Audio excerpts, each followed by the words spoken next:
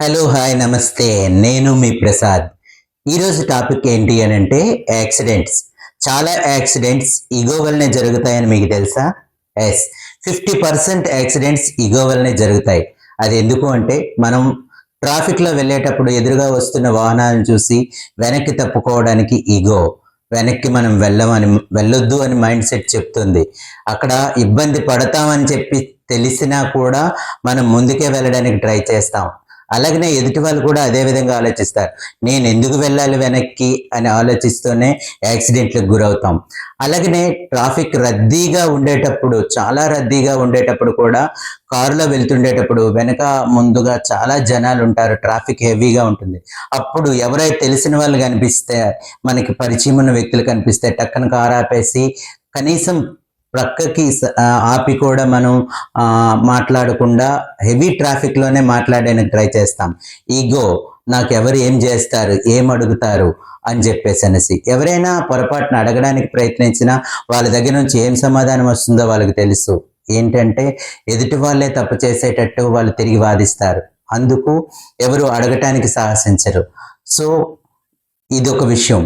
అలాగనే చాలామంది ట్రాఫిక్లో సెల్ ఫోన్ మాట్లాడుకుంటూ ముందుకు వెళ్ళిపోతూ ఉంటారు, సెల్ ఫోన్తో డ్రైవ్ చేస్తూ ఉంటారు. ఆ సమయంలో వాళ్ళ మైండ్ సెట్ అంతా కూడా గజిబిజిగా ఉంటుంది, స్టెబిలిటీ ఉండదు. అందుకు చాలాసార్లు యాక్సిడెంట్లు ఈ విధంగా కూడా సంభవిస్తున్నాయి. గవర్నమెంట్ ఈ విషయంలో స్ట్రిక్ట్గా పాటించాలి అనుకున్నా కానీ అది సాధ్యపడటం లేదు. అదేవిధంగా మనం చూసుకుంటే చాలామంది ట్రాఫిక్లో చాలా ఫాస్ట్గా వెహికల్స్ వస్తూ ఉంటే సింగిల్ హ్యాండ్తో ఇట్లా ఆపి వాళ్ళు పక్కకు వెళ్ళిపోతూ ఉంటారు. కానీ ఒక్కటి ఆలోచించాలండి, అంత ఫాస్ట్గా వస్తున్న వెహికల్ ఒకేసారిగా బ్రేక్ వేసి, వీళ్ళు చెయ్యి పెట్టంగానే బ్రేక్ వేసి ఏమవుతుంది? యాక్సిడెంట్ జరుగుతుంది. సడన్గా బ్రేక్ వేయటం వలన వాళ్ళు తుల్లిపోతారు.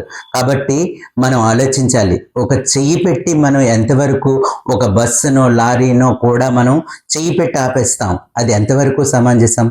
అది కరెక్ట్ కాదు.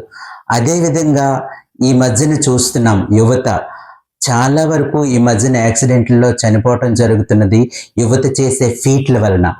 అది మీరు అందరూ ఆలోచించవలసిన విషయం. మనం పిల్లలకి చాలా తక్కువ ఏజ్లో వాళ్ళకి మనం గొప్పే చూస్తున్నాం. ఓ, మా అబ్బాయికి నేను స్కూటర్ కొనేసి ఇచ్చాను, బైక్ కొనేసి ఇచ్చాను, వాడికి బర్త్డే గిఫ్ట్గా బైక్ కొన్నాను అని ఆలోచిస్తున్నాను తప్పితే వాళ్ళు బయట ఏ విధంగా ఉంటున్నారనేది కనీసం కూడా మనం ఆలోచించట్లేదు. దాన్ని ప్రతి ఒక్క పేరెంట్ కూడా సీరియస్గా తీసుకోవాల్సిన అవసరం ఉంది. అదేవిధంగా వీళ్ళు మద్యానికి బానిసై, డ్రగ్స్కి బానిసై వీళ్ళు రోడ్లపై ఫీట్లు చేస్తూ ఉన్నారు. ఫీట్లు చేస్తూ ఎదుటివారిని ఇబ్బంది పెడుతూ గజిబిజిగా గందరగోళంగా డ్రైవ్ చేస్తూ ఫాస్ట్గా ముందుకు పోతూ ఉన్నారు. ఎదుటి వాళ్ళ ప్రాణాలతో చెలగాటం ఆడుతున్నారు. అది కరెక్ట్ కాదండి. చాలా ఎదుటి వాళ్ళ ప్రాణం అనేది మనం అండర్లోకి తీసుకోవడం కరెక్ట్ కాదు. ఎదుటివారి ప్రాణం ఎంత ఖరీదో మనం వెలకట్టలేనిది. మన ప్రాణాలను ఎలాగనూ లెక్క కట్టాం, కానీ ఎదుటి వాళ్ళ ప్రాణాలనైనా మనం గుర్తించాలి కదా. ఎదుటి వాళ్ళ ప్రాణాలను తీసే హక్కు మనకి లేదండి. కాబట్టి ప్రతి ఒక్కరు కూడా ఆలోచించాలి, ఈ విషయంపై సీరియస్గా తీసుకోవాలి. ఉడుకు రక్తంలో ఎన్నెన్నో చేసేస్తాం, ఎంతవరకు ఆలోచన? ఎందుకంటే టీనేజ్లో మనకి ఎటువంటి ఆలోచన ఉండదు.